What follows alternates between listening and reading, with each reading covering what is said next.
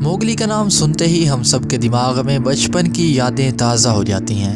ایک ایسا بچہ جو جنگل میں رہتا ہے اور جانوروں سے باتیں کر سکتا ہے۔ یہ کارٹون کریکٹر برِ صغیر پاک و ہند میں بہت مشہور ہوا۔ موگلی کریکٹر پر اب تک بہت سی فلمیں اور کارٹون بن چکے ہیں۔ حالانکہ اس کریکٹر کو روڈیارڈ کائپلنگ نے سن 1894 میں دی جنگل بک نام کی ایک کتاب میں لکھا، لیکن آپ میں سے بہت سے لوگ یہ بات نہیں جانتے ہوں گے کہ موگلی کا یہ کردار حقیقت سے بھی تعلق رکھتا تھا۔ آج کی ہماری ویڈیو اسی موگلی کے بارے میں ہے جسے ہم کارٹون اور فلموں کی مدد سے جانتے ہیں۔ مگر دوستوں، اس سے پہلے ویڈیو کو لائک کریں اور اگر آپ ہمارے چینل پر نئے ہیں تو ابھی سبسکرائب کر لیں۔ سن 1867 میں یوپی کے ایک بلند نامی شہر کے جنگلوں میں شکاریوں کے ایک گروپ کو عجیب نظارہ دیکھنے کو ملا۔ انہوں نے دیکھا کہ بھیڑیوں کے ایک جھنڈ کے درمیان ایک 5 سال کا بچہ بیٹھا ہوا تھا، لیکن وہ بھیڑیے اس بچے کو نقصان نہیں پہنچا رہے تھے۔ وہ بچہ ان بھیڑیوں کے ساتھ ایسے کھیل رہا تھا جیسے وہ کسی انسان کے ساتھ کھیل رہا ہو۔ شکاریوں کے اس جھنڈ نے اس بچے کو بھیڑیوں کے جھنڈ سے الگ کرنے کا فیصلہ کیا اور بھیڑیوں کے جھنڈ پر زبردست حملہ کر دیا۔ شکاریوں نے مل کر اس غار کو بھی آگ لگا دی جو کہ بھیڑیوں کی پناہ گاہ تھی۔ اس حملے میں کافی بھیڑیے مار دیے گئے اور کافی محنت کے بعد اس بچے کو ان بھیڑیوں سے الگ کروا دیا گیا اور اس بچے کو بعد میں آگرہ کے یتیم خانے میں دے دیا گیا۔ یتیم خانے میں اس بچے کو کس طرح پالنا تھا یہ کوئی بھی نہیں جانتا تھا۔ اس بچے کا نام دینا سینیچر رکھا گیا۔ دینا سینیچر باقی سب بچوں کے ساتھ ہی رہتا، لیکن یہ باقی بچوں سے کافی الگ تھا۔ وہ باقی بچوں کی طرح بول نہیں سکتا تھا، بلکہ وہ جانوروں کی طرح آوازیں نکال کر اپنی بات کو سمجھانے کی کوشش کرتا تھا۔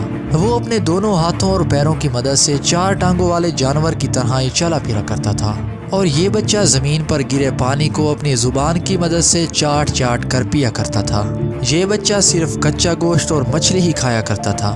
دینا سینیچر نے کئی سالوں تک پکے ہوئے کھانے کو چھوا تک نہیں، اور جب اسے کھانے کے لیے کھانا دیا جاتا تو یہ جانوروں کی طرح کھانے کی پلیٹ میں منہ ڈال کر کھاتا تھا۔ ان حرکتوں سے ماہرین نے یہ پتہ چلایا کہ یہ بچہ کافی دنوں سے جنگل میں رہ رہا تھا اور وہاں پر اسے جانوروں نے ہی پال پوس کر بڑا کیا تھا۔